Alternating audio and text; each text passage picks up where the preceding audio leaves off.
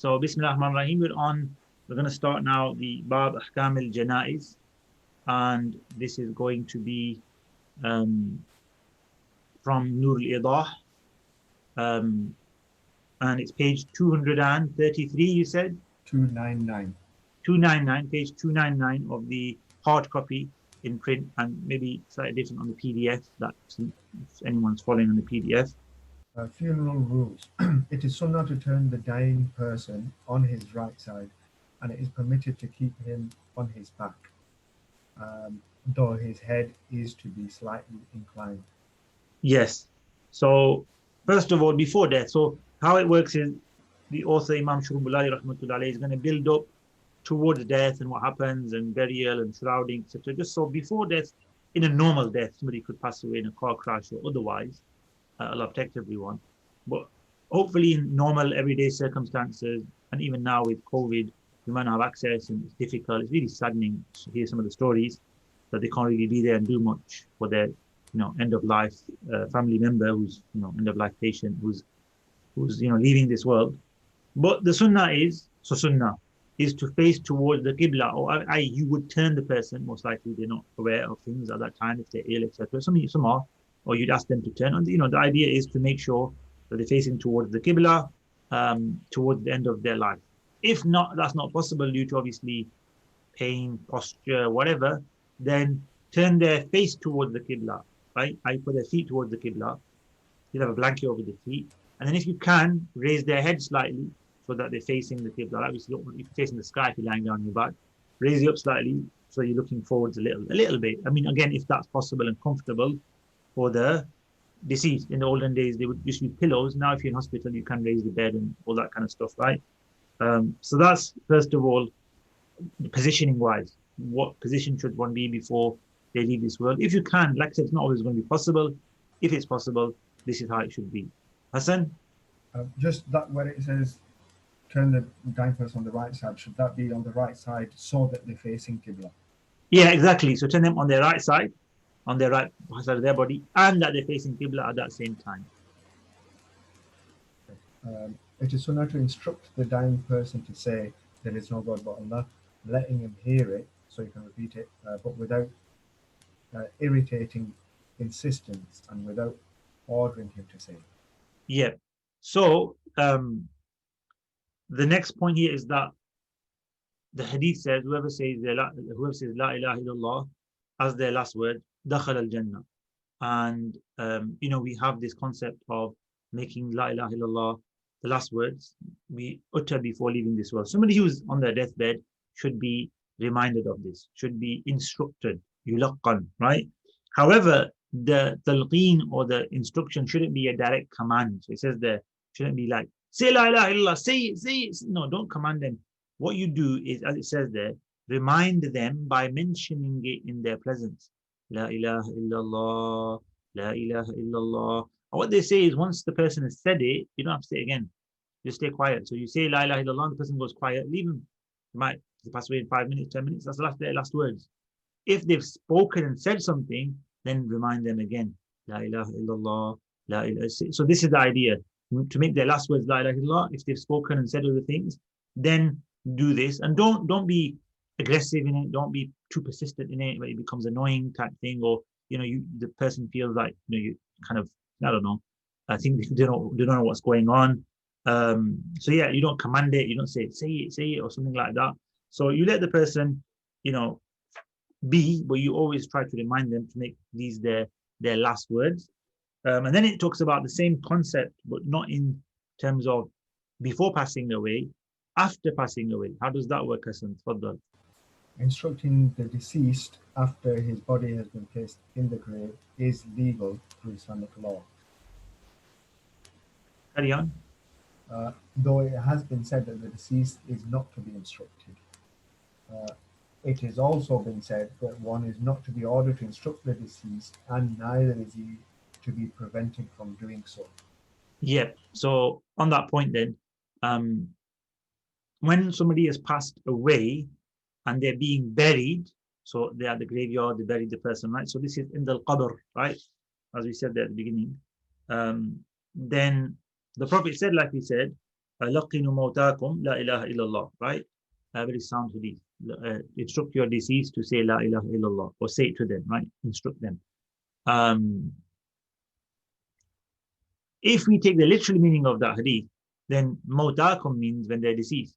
So do we say to them when they're deceased? One interpretation we just seen is when we say to them before they pass away. But that's also coupled with the hadith of making your last words La ilaha illallah. That makes sense. Nobody disagrees with that one.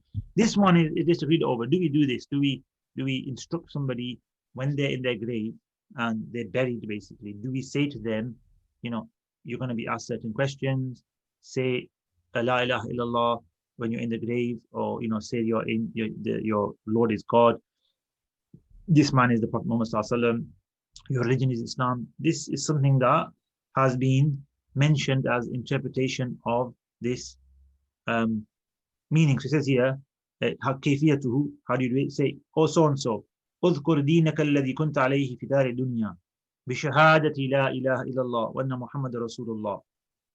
Or so and so, remember your religion in this world that you used to be upon in the dunya by the shahada la ilaha illallah Muhammad Rasulullah sallallahu alayhi wasallam. Right, so that's an example of what you would instruct the person in the grave. So it's been said, it's mashru', meaning is, first of all, it's legislated and therefore done. Others said you shouldn't do it, and others said leave it alone. If they do it, don't stop them. And if they're not doing it, don't say to them, why not doing it for? Do it.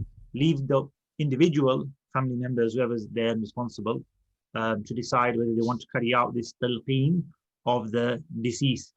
From my experiences, and I studied in Damascus, Syria, and I attended several funerals of scholars, or family members of scholars that we'd attend, of great scholars. Some janazas had thousands and thousands of people, and maybe hundreds of thousands, massive janazas, some of them, definitely thousands in the janaza prayer, right? Tens of thousands. And we walk to the graveyard, but you just be part of a big kind of procession, but you would pay respects on a few occasions where we managed to obviously hang around and see the final moments and what happens. I saw even scholars, giving talqeen to other scholars, right? So a scholar would sit and next to grave and mention, sometimes a family member of a scholar, so the scholar himself, the husband, the father, people lose children and spouses, and alhamdulillah ala kulli hal, they go through different tests, but you'd see this. So I saw it regularly in my time in Syria, but with honesty, I've not really seen it done that much in the UK. I've seen it a few times in the UK as well, but on a much more rare occasion than I did in Syria. And it's, like I said, something that may be done based on the hadith, right? Based on what is written, but it may not be done according to others. Hassan, have you come across this concept? Yeah, quite a bit actually. But obviously, some people say, I've heard a lot of people say like, what they're doing here, Yeah, talking right. to somebody. But I have seen it quite Okay, a bit good. actually. So based on that, obviously that whole discussion, Imam Shurum Bilali has, it's an old age thing, it's not a new thing.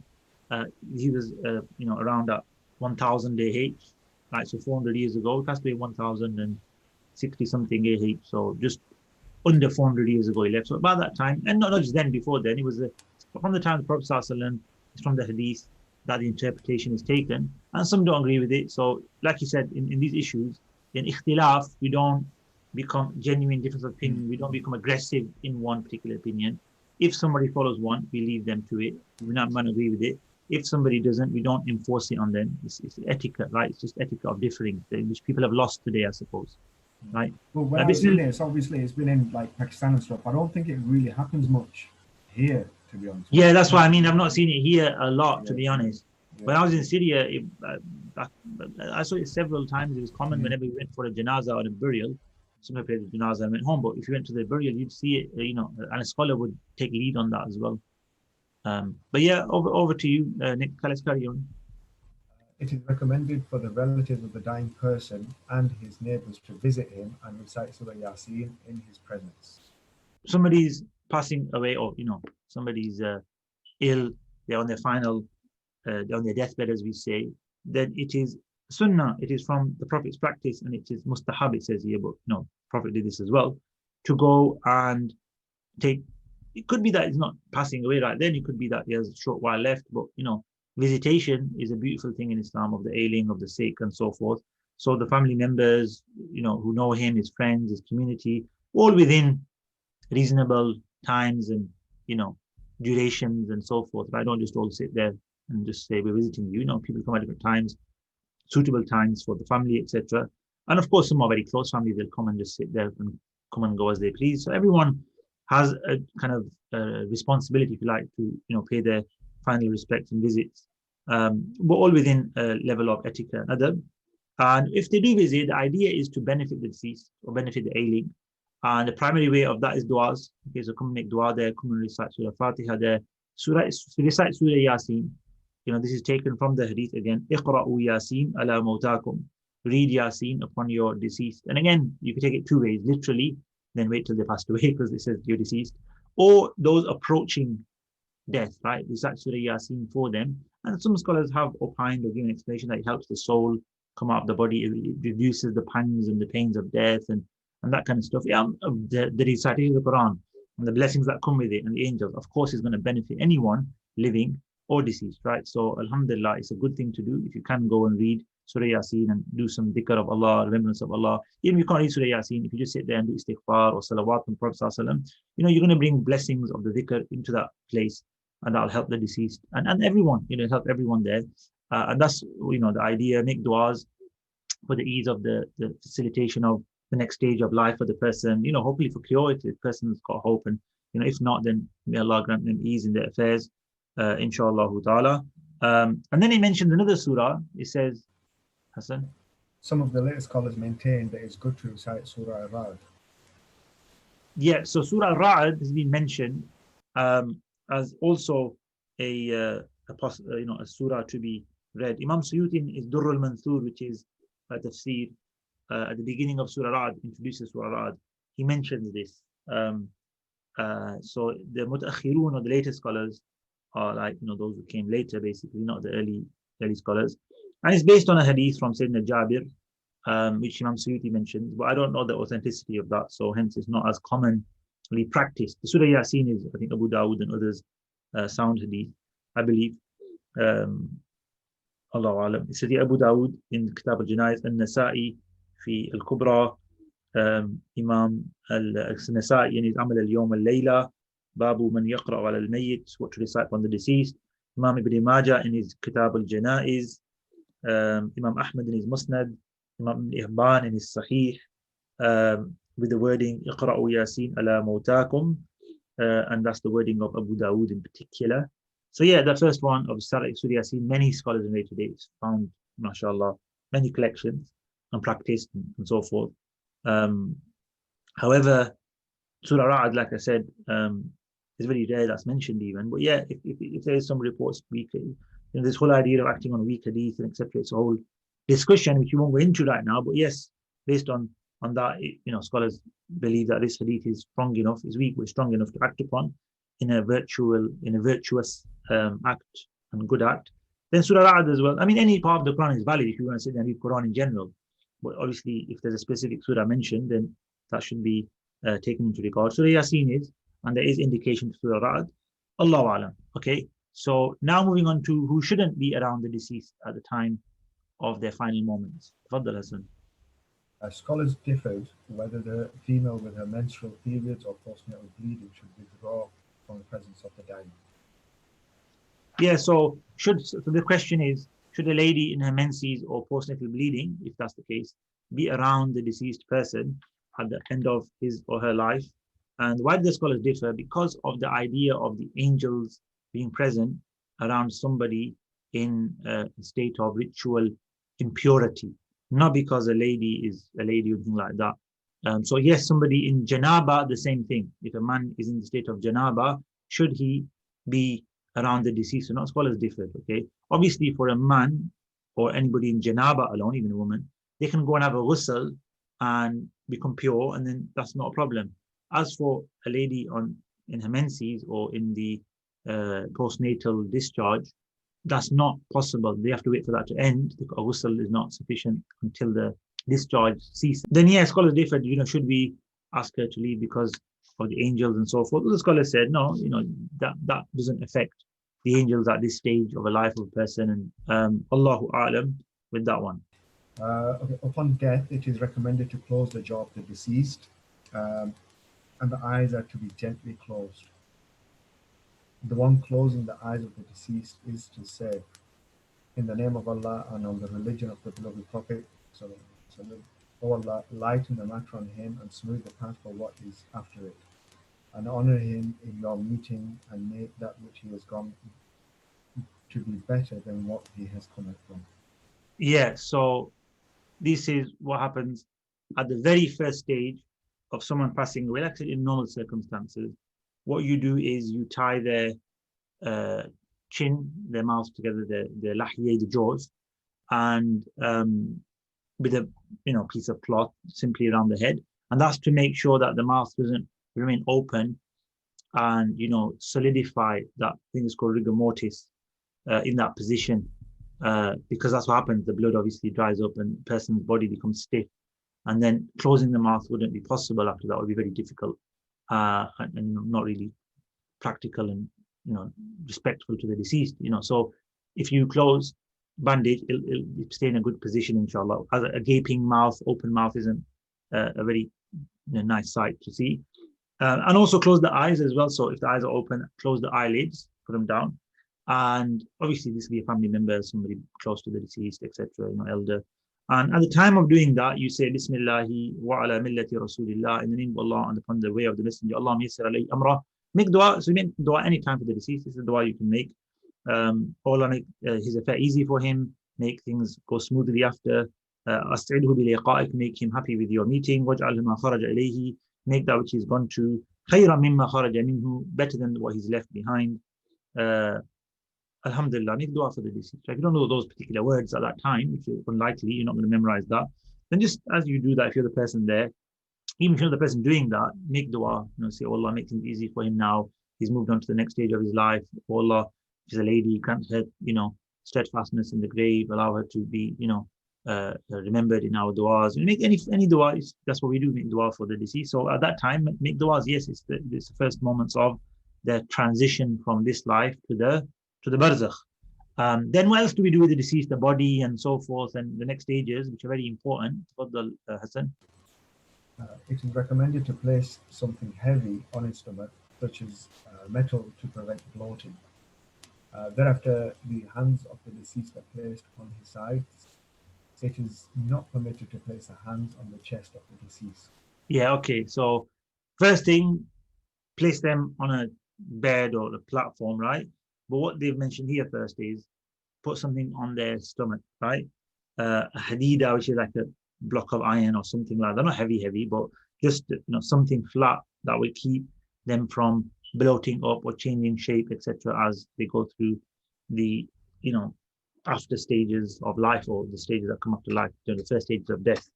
And then you put their hands by their sides. So we don't put our hands, we fold them on the chest or this. We put the hands by the side. Why don't we put them on the chest? Because this is the way of other traditions, right? In Islam, Prophet taught us this.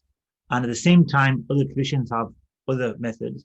So to not do the sunnah and go to other traditions, as it says there, is not allowed. وَلَا يَجُوزُ وَضْعُهُمَا عَلَى صَدْرِهِ, right? Because this is a tradition of other religions, people, what they do with their deceased. And we have our own unique way, which has been taught to us by the Prophet ﷺ, and through the Sahaba, etc. So we stick with that, because that's the way of things. So hands by the sides and arms by the sides, and place something over the deceased in terms of to keep them from bloating, or just as a weight. Not a massive piece of iron, just simple.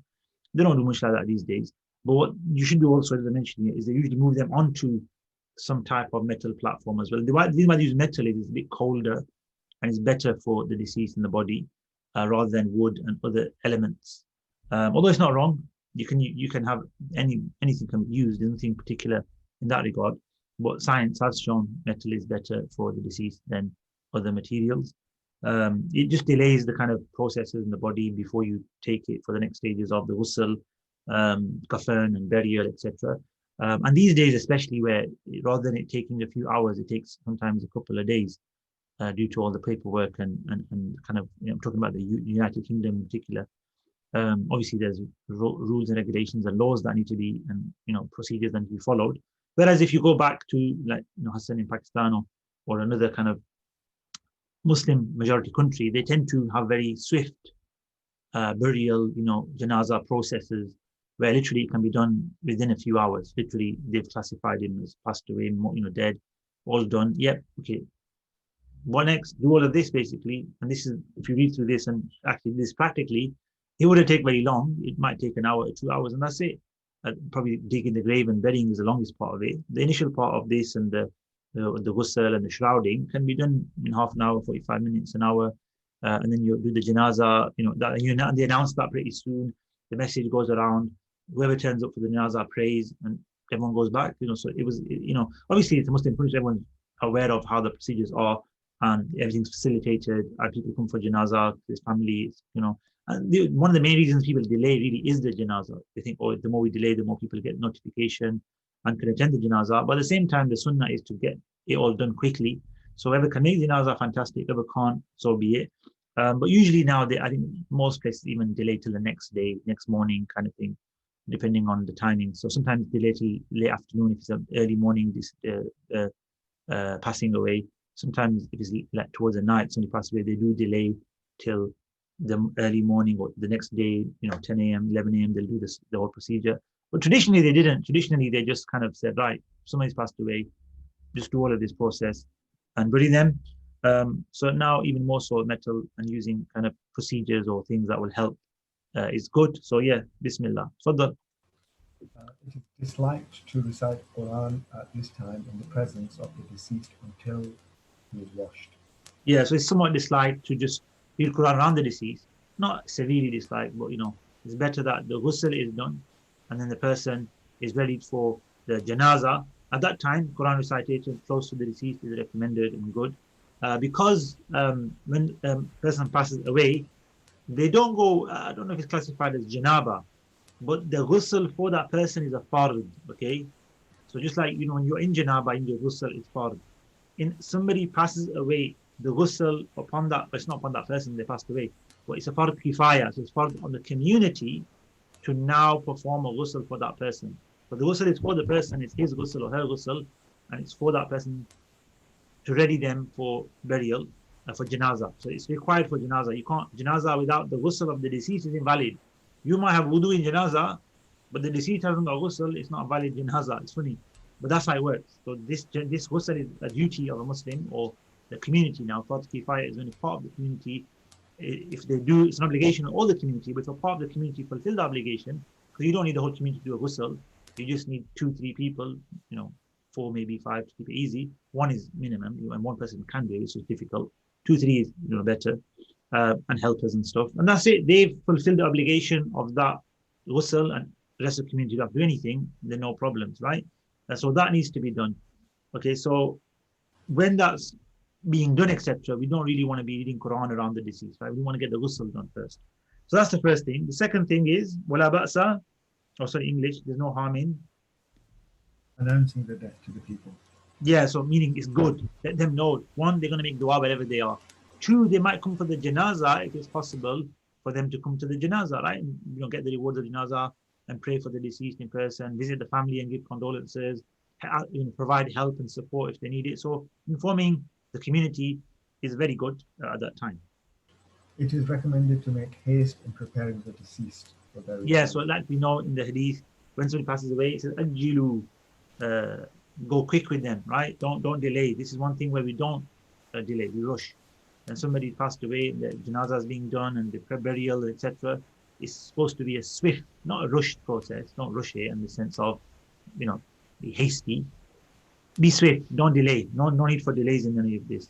Like people add in necessary delays or wait for this person or do that. But no, whoever's there, family members, whoever's Allah decreed to be alongside him or her, let them do the job. Let it get all done. This is the sunnah of the Prophet sallallahu alaihi wasallam. The deceased is to be placed on a bench or washing platform, which is lightly fumigated with incense or scented compound by circling the washing bench in odd numbers, which is 3, 5, and 7. Yep. So you place the deceased on a sarir, a bed, a platform, which is going to be used to carry the person and so forth, right? So any form of carriage. Now it's usually done in sort of boxes and stuff like that. And that place where you place them should have bukhur. So it says here mujammar, a mubakhar. So that means you burn incense and all these kind of fragrant substances, the process of burning, incense, bukhur, around that place. So there's good smells, and obviously if there is bad smells, it outpowers them. And you do this an odd number of times. So you go around the room 3 times, or you just do it 3 times in a sense, 5, 7. It's odd. Um, and then yes, then what happens? How is the person actually placed on the the platform? Accordingly, the body is placed in the position that is agreed upon, and this is the most correct view. Carry on. Thereafter, the private area is covered. Okay, so just we go on that. So you place the body on the platform on the back, usually the head support. As is agreed upon, meaning the Arabic actually indicates to kayfa mattafaq, which means however it's easy. So there's no particular sunnah posture or requirement to place the deceased in any particular way. Whatever is easiest on the back and straight lying down. We all know that, right? So that's probably going to be the most easiest way and what should be done. But if there's an injury or a problem and you need another posture, or you need support, there's nothing wrong in taking the measures to make it easy for that individual, right? It's not all going to be linear like we're doing. This is a very linear process, very like ideal process, if you like, very normalized, right? It could be very, very different to what we're discussing right now, because somebody might have a limb amputated, and what do we do with the limb? How do you do that? Somebody might not have certain features left anymore. I'm not trying to be like all gruesome and stuff, but this is realities that things can happen like this. So in those situations, you deal with it as it is. You try your best to overcome that and just get around that. Some people, they have bandages on, you can't take the bandages off. Just too many bandages, blood will come out. That's really bad. What do you do in those situations? Sure, some of that will be mentioned, but you just try your best to deal and cope with the situation as best as you can. So the first thing that is done really is, before the person most likely is going to have some clothes on when they passed away. So you don't take the clothes off first. You cover the aura first, meaning you get an external cloth, large, thick, impermeable, non-opaque, non-transparent, non-translucent, solid cloth. Usually a black cloth. If you've been to the ghusl areas and how to do ghusl, they have this black cloth. It doesn't have to be black, it can be any color, but they usually have a black one. It's solid and stops. You place that over the aura of the deceased. Okay, so women are going to be washing women, and men are going to be washing men. So the aura, that is the aura for men to men and women to women, which is usually from the navel to the knee. And you can extend on that, of course, just to make it safer and a bit more easier. So you cover that area, but this person got his or her clothes on. Then what you do is what's mentioned next. Faddal, Hassan. The clothes of the deceased are then removed, and he is given wudu without rinsing their mouth or nostrils. So a young child who is not mentally competent for prayer is not given wudu. I think he might have jumped there. So he's not given, there's no rinsing of the mouth or the nose, except if, have you not got that? No. So it says, exactly except if the person is junub, except if the person is in janaba. I'm not sure why that's not there. So yeah, so next thing is you take the clothes off. Now, when you take the clothes off, you're covered the person already. So you're going to be taking the clothes off from underneath. You're not going to be taking them off like that. Right? So underneath this cloth, this covering of the aura, you will be removing the clothes. You will not see the private area, the reserved area of the individual who's passed away, whoever that is. And if you need to use means like scissors, for instance, to cut off some of the clothing, I don't know, maybe just for random sake, the person passed away with a very tight pair of jeans on or something, and you're trying to pull them off, you don't have to. You can just cut them off, right? Cut them and make them loosen. Obviously, you're going to preserve the clothing. You might have that sentimental value, or the clothes you passed away and want to keep them. Then obviously you've got to struggle to take them off. But if you're not really that concerned about these clothes, you're going to throw them away, not needed. Then you can, if anything helps to remove clothing, then that can be done. The idea is to take it easy with the deceased. So that's why, cutting is better and be careful when you're using scissors as well. Don't harm the deceased, just cut the clothing. So that's what's done. And remember, that's done under that cloth, completely there. Then the person is given a wudu, like the wudu of a normal living person. Wash the hands, wash the face 3 times, do the masa of the head, everything, apart from 2 things, which is rinsing the mouth. You don't put water into the mouth of the deceased or into the nasal passage. What you can do is you can put a moist piece of cotton bud in the nose, like that, or you can brush, what they say is use the moist and go over the lips.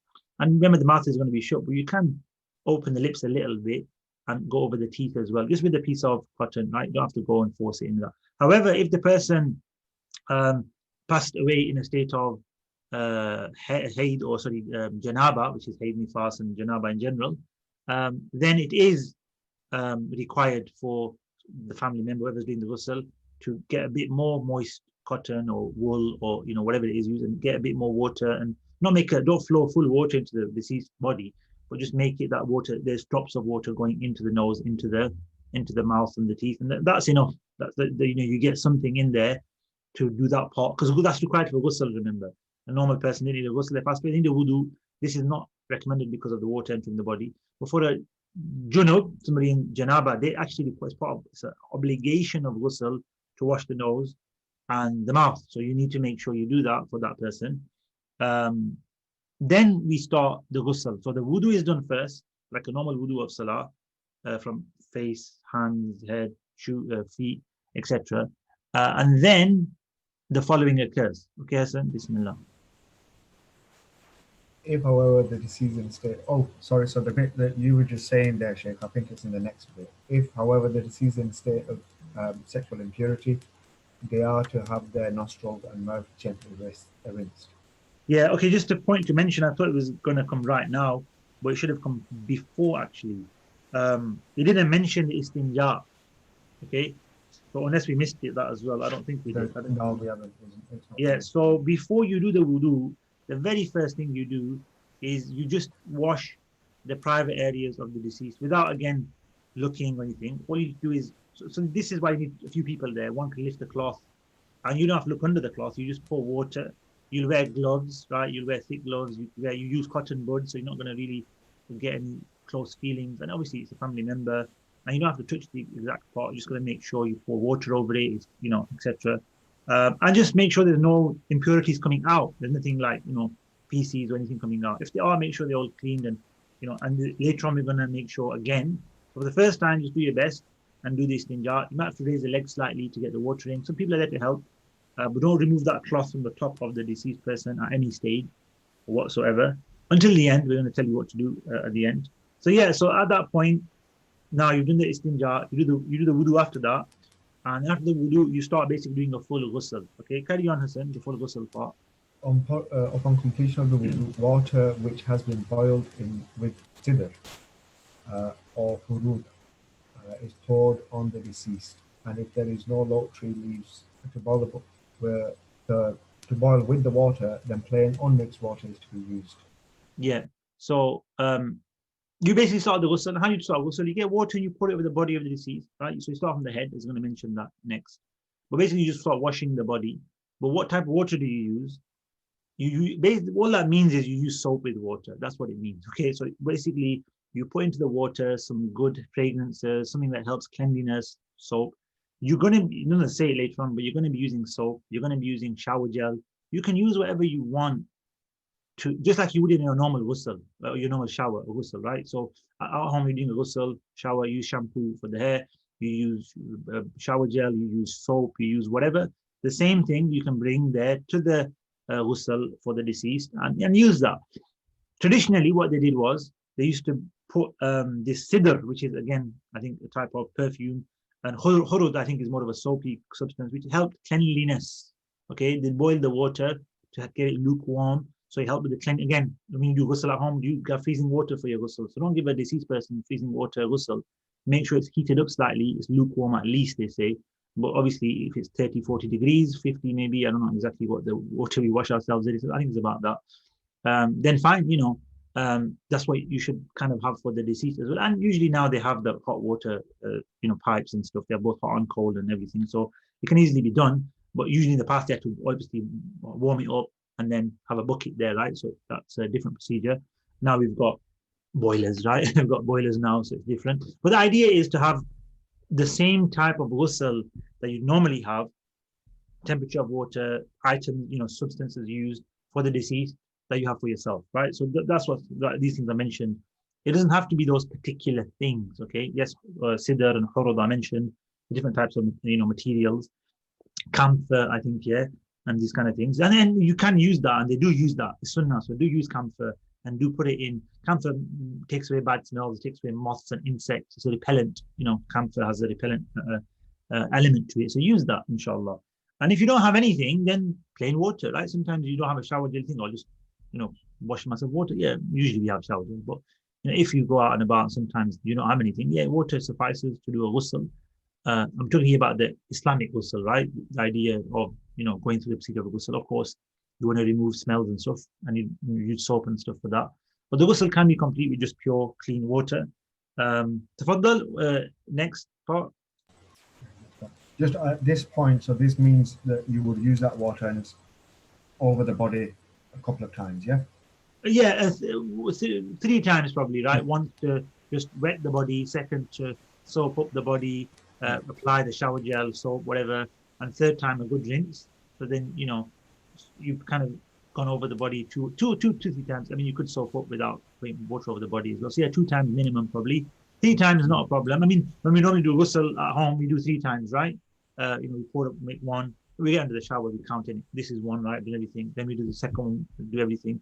Third one, and that's a shower done, right? So similarly for the deceased, we'll have a shower head or a water kind of pipe, and 3 times, and you soap up in between, kind of thing. And as you would want to clean yourself, clean the deceased, right? If I want to do a ghusl and go out to Jummah Salah, how would I want to do it? Like this, right? Okay, this person's going to his burial. Let's give him that send off, right? So that's kind of attitude one should have. Not cut any corners, not go to too many extremes either, because you wouldn't, even if you didn't own ghusl, you wouldn't. Well, some people do, but that's not good. They spend an hour and a half in the shower. You don't have to do that long, right? Just make it proper that you would, and be happy for yourself to go to Jummah, go to a gathering. Do that for the deceased. Make it proper and good, inshallah ta'ala. Yeah, so Bismillah. The head of the deceased, including the beard, is then washed with pitmi. Yep. Thereafter, the deceased is tilted onto his left side, and then is washed until the water reaches the part which touches the bedside. During this tilt, the water is poured from head to toe. The body is then placed on its right side and similarly bathed until the water reaches the entire body. Yeah, good. So basically, what's this khitmi thing? Sometimes translated as marshmallow. Basically, again, it's like a shampoo substance. It adds to the cleanliness effect, right? So shampoo as in soap substance, sorry. So basically that's what it's saying. In the olden days, they had these different, plants and substances, right? The next part what you read is the person is tilted to their left, because just as in your ghusl, you start washing the right hand side first. So you wash the right shoulder, body, side, back, down, and then the left, right? But there's an issue here. The deceased you're washing is literally lying on a surface. So how is water going to get to their back? How is water going to get to the underside, right? So you tilt them to the left to expose the right. But again, that cloth is covering it, so you don't see it. You put water underneath that cloth. This big, remember that whole scenario, big black impermeable cloth that's protecting the deceased and from anything being seen. That's very carefully kept there as well, by the way. Always keep aware of that. So underneath that, one person might be lifting the person, a couple of people might be tilting the person. One person even giving the water, the other one's washing. I mean, the same person can do the water and washing sometimes, however many 3-4 people are helping. So they do the right side first by tilting to the left.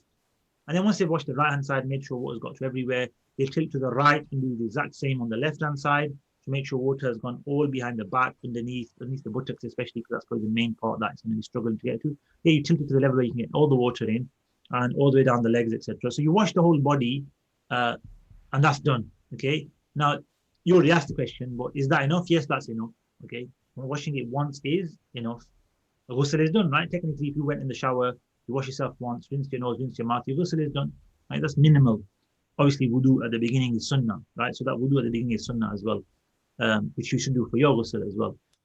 But you're not going to do it just once, right? For yourself and in your shower at home, or for a deceased person. Like we said, we already answered the question. We're going to do it a few times.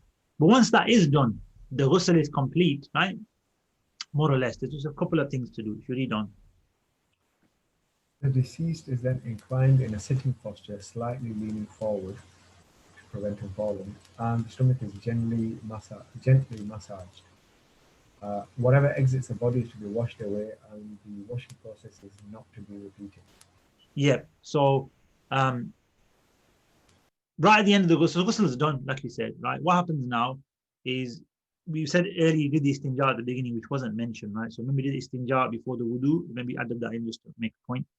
And now you just raise the person up slightly to a sort of maybe not a sitting position, but quite up a bit, and then you press the stomach gently of the deceased person, okay, just to see if there's anything in the bowels or some things there, because it can be, yeah, for some people it may be more than others. It may be that something comes out, some feces, some discharge, let's say. What do? It says that you just wash it away. Just wash away the discharge, you cleanse it, right? So you repeat an istinja, so you cleanse the istinja. You don't do the full ghusl again. You don't say, oh, there's been a discharge. Is there a new ghusl required? No, nothing's required. No wudu, nothing. Just remove the impurities that have been released, clean away the area, istinja, and then move on to the next stage. Right now, the ghusl is complete. Everything's done. You now have to go towards the shrouding. And what's that process? Tafadhal, Hassan. The deceased is then dried with a cloth. Hanout, a balm or aromatic compound, is then placed upon the beard and head of the deceased. Thereafter, the places that touch the floor in frustration are rubbed with kafur. Yep. So that's next, right? So next you dry the person. So again, the drying process is not practically explained there. On a practical level, you move the person from the ghusl area onto back onto the particular area they were. Right? Normally they have a big area. You can just move them along slightly to where there's loads of water. Now there's no water here. You usually have another table, another area. Very small amount of distance, right? And on that area, you start drying the deceased. How do you dry the deceased? You start drying them under their that black cloth, by the way, that you had is going to be soaking wet by now, right? So you lift that black cloth off whilst having another black cloth already there underneath. So basically, some people like hold it up slightly, other people put a black cloth through, they hold that underneath, and then they remove the wet one. Now there's a dry one on the deceased. And by that time, you'll have dried some of the deceased body, that area. You dry the rest as well. Make sure they're properly, just like you would with yourself. Come out shower, you dry yourself, dry the hair, dry the body, etc. And you then apply itar or any form of fragrance. I think what was mentioned there was hanout, which is like a balm type thing. But yeah, any fragrance to the beard, obviously if it's a male, and to the areas for all people, for male and female, of sajda, the forehead, the two hands, the knees, and the feet, the toes, right? Where you do sajda, those areas are now perfumed, okay? Then, Tafaddal Hassan, the next part. Cotton is not to be used during the washing, according to the most apparent narrations. Yeah, so we don't use it at all. Don't get that involved. But of course, if you need to, there's no harm in using cotton buds or cotton wool, etc. if it's a need. But generally, we don't use any material. It's hand-to-hand contact. You can wear gloves if you want. You can be hand-to-hand contact, but preferably gloves. Most of the time, 99.9% of the time, they use gloves. And it's much better to do that, right? Usually they have a barrier, right? Very rarely they don't have a barrier. Tfaddal. And this is the most evident view in this regard. Yeah. The nails, beard, and hair of the deceased is not to be cut, trimmed, or combed. Yeah. So when it comes to like grooming the deceased and making them look nice and shaping their beard and paring their nails, all of that stuff is not to be done. It's makruh. It's not what is the idea. So there is no decoration or it's not the final send off. Let's dolly them up or let's make them look nice. So this you can obviously you can put the beard down. You can you don't have to have them looking bad or anything. Like not necessarily leave them like that. But the idea isn't to start combing the beard and applying oil and or the nails and no. Especially removal of hair of any form or nails. So he mentions is not to be done. Okay. That is, you leave the person as they are, because why? They're part of the body that needs to be buried. If you repair the nails, you need to bury them with the person. So don't do that. Just leave them on. Right? If you're cutting off hair, needs to be buried with the person. Don't do that. Leave them on. Right? And generally, don't. The idea isn't, and the sunnah isn't to start, because this is the wisdom of the Sharia and the Prophet. Had the Prophet allowed this, then everybody would be like, yeah, I'm going to do this for my father. I'm going to do this for my, person who's passed away, and everybody be becoming like almost like a, I don't know, a show basically, right? People want to go through this, and the deceased isn't on show. You don't have to see the face of the deceased. Really, then now the fact that we show the face and people will look, etc. Now we've got to make them look nice for that. See, this is the idea that look, they've passed away, family have seen them, the burial's next. So if you haven't seen the person, that doesn't mean you have to go and see the face or you should show it. I'm not saying it's wrong and it's sinful for anything, but when it leads to going against the sunnah and the sunnah practices, yeah, it is problematic. So let's stick to the sunnah and the way of the Prophet ﷺ, and the way that our scholars have understood and practiced this faith, the Muslims have for millennia or millennium, inshallah ta'ala. Tfaddal, Hassan. The wife is permitted to wash her deceased husband. Okay, we'll stop there, inshallah. So on this mas'ala of a wife washing her husband washing a wife, if there's no man to wash males, which female does the ghusl? If there's no females to wash a lady that's passed away, who does the ghusl? A child ghusl is different to an adult. What's the rulings regarding? So there's going to be several rulings on the ghusl and that process. When does the imam come in and you can't do ghusl? In our next lesson, inshallah ta'ala, before we move on to the actual janaza prayer, because that's next, and then after janaza it'll be the burial. So we'll come on to that inshallah ta'ala. Walhamdulillahi Rabbil Alameen.